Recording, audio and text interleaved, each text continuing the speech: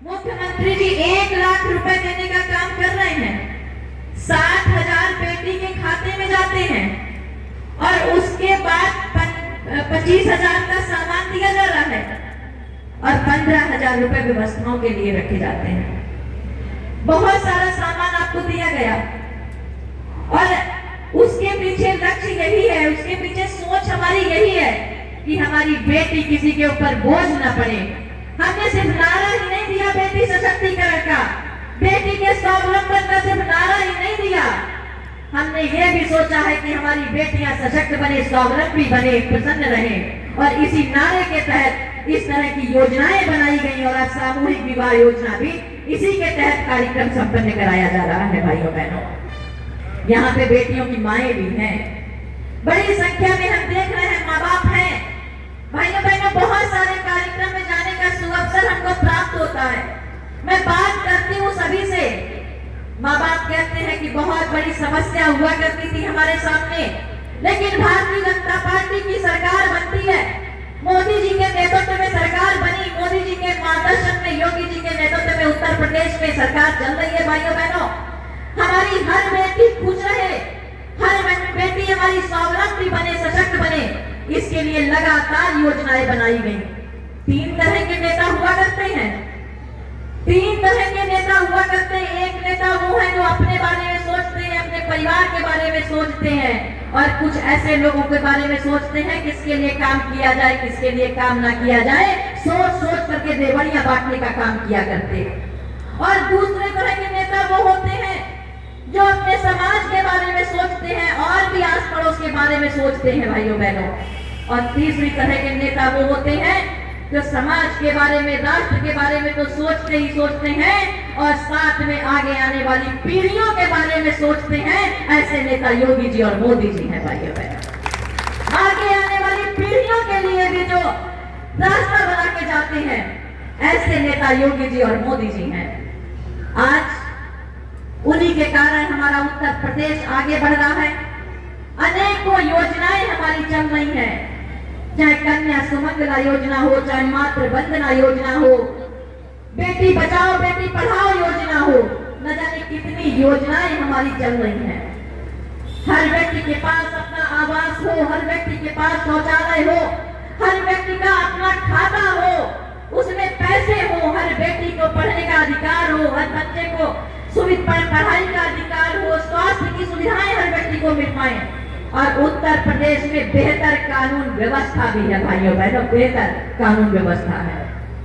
आज कोई नहीं कह सकता कि हम निकलते हैं दिक्कत आती है। मैं देखा कि शाहबाद में किस तरह की घटनाएं हुआ करती थी पहले, न जाने कैसी कैसी घटनाएं हुआ करती थी। आप लोग दबे गुजरे रहते थे कि कह देंगे तो कुछ होगा, कुछ नहीं, कुछ भी नहीं किया जाएगा। आप लोग इस तरह से बातें इनको बताया करते थे। कई घटनाएं हुई, कहने में भी डर लगता था, आपको थाने जाने में भी डर लगता था। एक मुइन खान हुआ करता था यहाँ पे थाने में, यहाँ पे हो सकता है पुलिस अधीक्षक को उस समय कोई न जानता हो, लेकिन शाहबाद में मुइन खान को हर व्यक्ति जानता था, इतना भय था उसको। और आपको बताएं, आज हमें लगता है कि चाहे कोई भी व्यक्ति हो, चाहे जनप्रतिनिधि हो, और चाहे कोई भी हमारा सामान्य व्यक्ति, हमारा भाई बहन हो, मजबूती के साथ, पूरे अधिकार के साथ हमसे अपनी बात कह सकता है।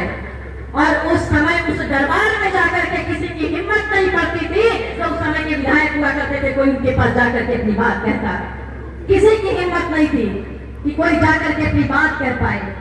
ये सारी चीजें हमने देखी हैं। और इस समय कैसा माहौल है आप सबने देखा। आज एक सुखद माहौल, सुखद वातावरण। हम कहते नहीं है कि राम राज्य की स्थापना कर रहे, हमने राम राज्य देने का काम किया है, राम राज्य देने का काम किया। आज योगी जी के नेतृत्व में उत्तर प्रदेश में मोदी जी के मार्गदर्शन में राम राज्य चल रहा है। भाइयों बहनों, रामचरितमानस की कुछ चौपाइयां कहते हुए, राम राज्य बैठे त्रैलोका, हर्षित भय गए सब शोका, बैर न करे काहू के सन कोई, राम प्रताप विषमता खोई, दैविक भौतिक तापा, राम राज नहीं काहू व्यापा, सब नर करई परस्पर प्रीति, चलई स्वधर्म निगत सुत नीति, अल्प मृत्यु नहीं कबनी पीरा, सब सुंदर सब बिरज शरीरा, नहीं दरिद्र का हुक दुख दीना, नहीं को अबुद निरक्षण हीना, फूलई फलई सदा तरु आनन, रही एक संग पशु पंचानन। ऐसी व्यवस्था देने का काम किया। और भाइयों बहनों, एक बात मैं और भी बताना चाहूंगी, मैंने सीखा है अपने नेता से, मैंने सीखा है अपने नेतृत्व से। मैंने पूरी राजनीति में 20 साल की राजनीति होने जा रही है, हमने किसी में कोई पक्षपात नहीं होने दिया, भेदभावपूर्ण हमने राजनीति करने का काम नहीं किया। और अगर हमसे नाराज होंगे तो वही लोग नाराज होंगे जो हमसे भेदभावपूर्ण राजनीति करवाना चाहते थे, जो हमसे छाट छाट करके रेवड़ियां दिलवाना चाहते थे, पक्षपातपूर्ण थानों में काम करवाना चाहते थे, पक्षपातपूर्ण हमसे तहसील में काम करवाना चाहते थे। वही कुछ चंद एक लोग हमसे नाराज हो सकते हैं, लेकिन हमारा पूरा जीवन इस संकल्प के साथ हमारा गया है कि आप सब लोग सुखी रहें, आप लोग स्वस्थ रहें, और आप लोगों के लिए जितना भी मैं कार्य कर सकती हूँ मैं कर सकूँ। अभी हमारी बेटियां थी, स्कूल की बेटियां, मैं उन्हें भी बहुत धन्यवाद देना चाहूंगी। कितना अच्छी तरह से एक हमारी बेटी ने देवी जी का नृत्य उन्होंने किया, बहुत ही अच्छा था। और हमारी बेटियां थी यहाँ मंच से वो गीत को गा रही थी।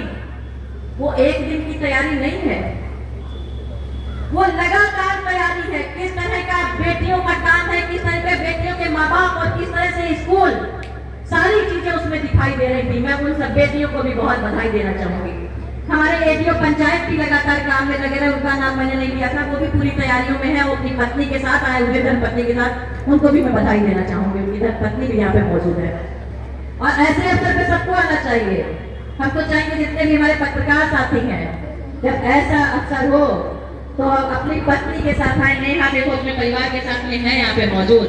आप सब लोग आइए। और अगली बार से एसडीएम साहब, जब भी कोई ऐसा कार्यक्रम हो तो अभी यहाँ पे कुर्सियां कम हैं, कुर्सियां और होनी चाहिए। हमारे जितने पत्रकार साथी हैं अपने परिवार के साथ यहाँ पे आएंगे। आएंगे कि नहीं आएंगे? हाथ उठाओ। तिवारी जी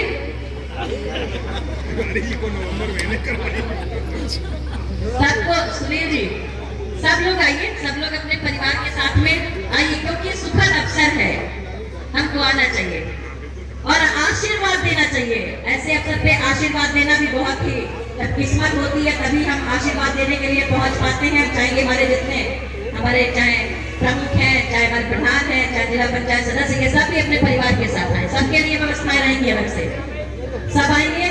और मैं ढेर सारा आशीर्वाद अपने जोड़ों को देना चाहूंगी। आप सदैव खुश रहें।